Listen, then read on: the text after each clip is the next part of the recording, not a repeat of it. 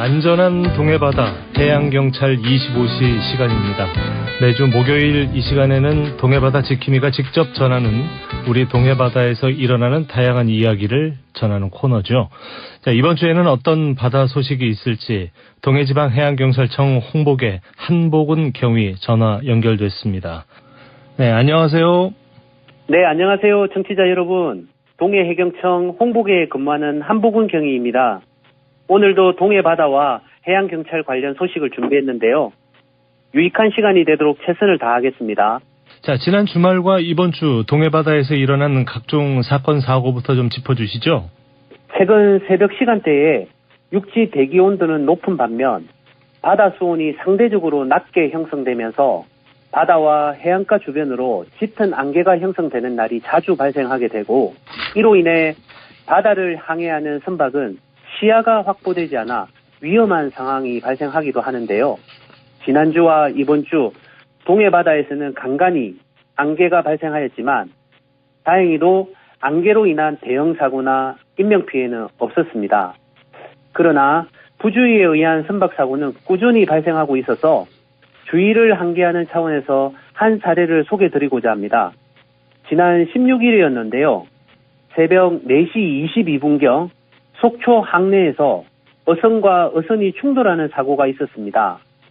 사고 신고를 접수한 속초 해양경찰서 해양구조대, 속초파출소 해상순찰팀, 그리고 인근을 순찰 중이던 해양경찰 경비정은 사고 소식을 접하고 신속히 현장으로 출동하였습니다. 사고 당시 A호에는 총 2명이 승선하고 있었는데요.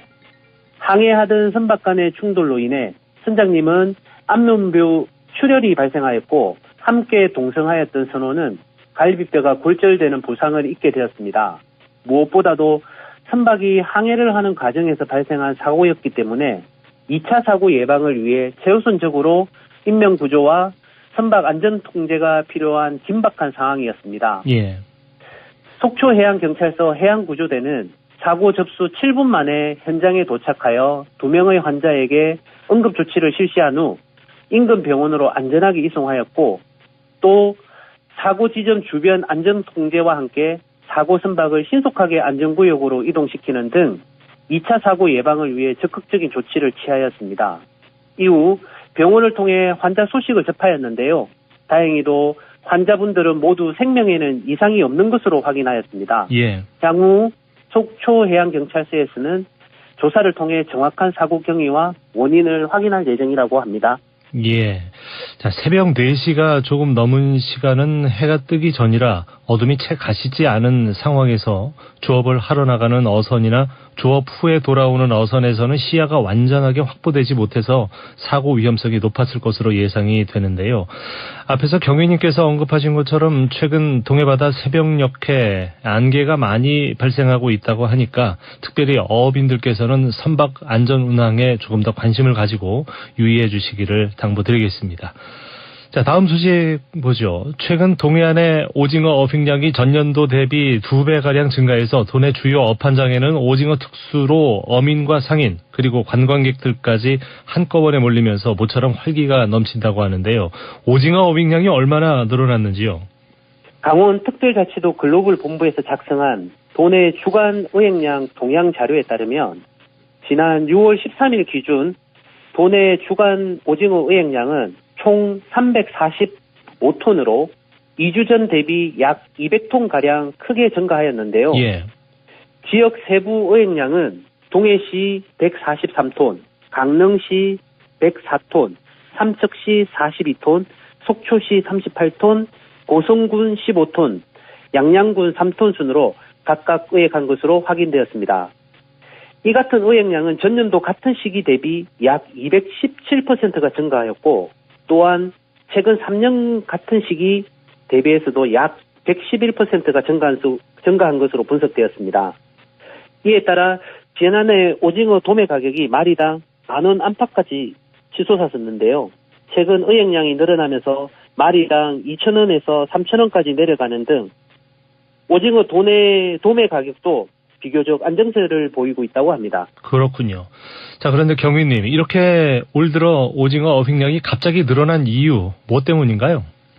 네, 여러 가지 이유가 있을 수 있는데요. 국립수산과학원에 따르면 예년에 비해 동해안 수온 상승세가 늦어지게 된 원인이 가장 큰 이유라고 분석하고 있습니다.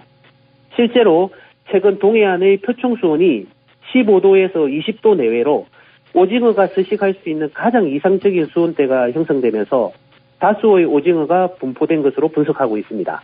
다음 소식 보죠. 본격적인 여름 피서철이 다가오면서 강원도 주요 해수욕장 개장 준비로 지자체와 해양경찰이 바쁜 시간을 보내고 있다고 들었습니다.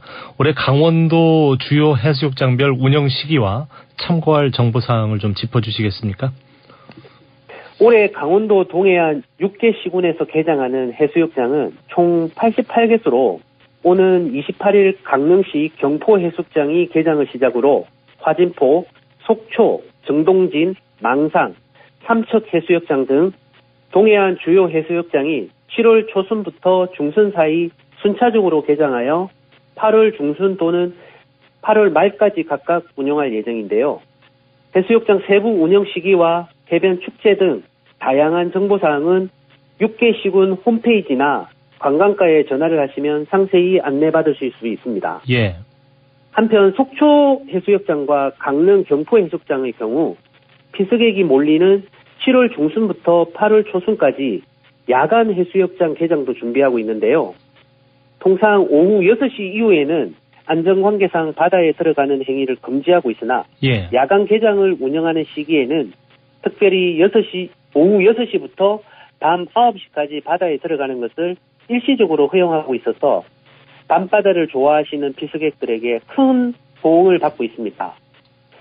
올해 동해안으로 피서를 계획하고 계신 국민께서는 동해안 주요 해수욕장에서 예정인 다양한 이벤트와 축제 정보를 잘 확인하셔서 보다 안전하고 행복한 여행이 되셨으면 좋겠습니다.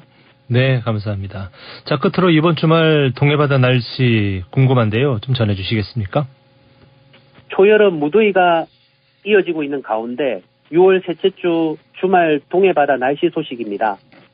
이번 주말은 지난주와 같이 장마전선의 영향으로 금요일 오전부터 토요일 오전까지 흐리거나 비가 예상되고 있으며 비의 양은 5에서 10mm 내외로 될 것으로 예상됩니다.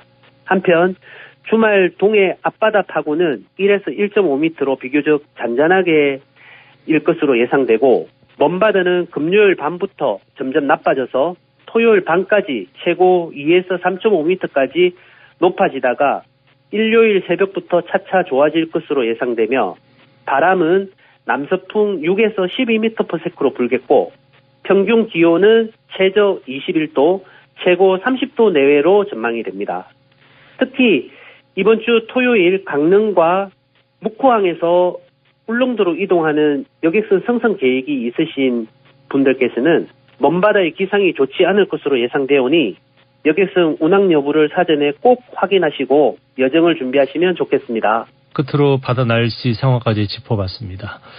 자, 안전한 동해바다 해양경찰 25시는 동해지방해양경찰청 지원으로 제작되었습니다. 지금까지 동해지방해양경찰청 홍보계 한복은 경위와 함께했습니다. 오늘 말씀 감사합니다. 네, 감사합니다. MBC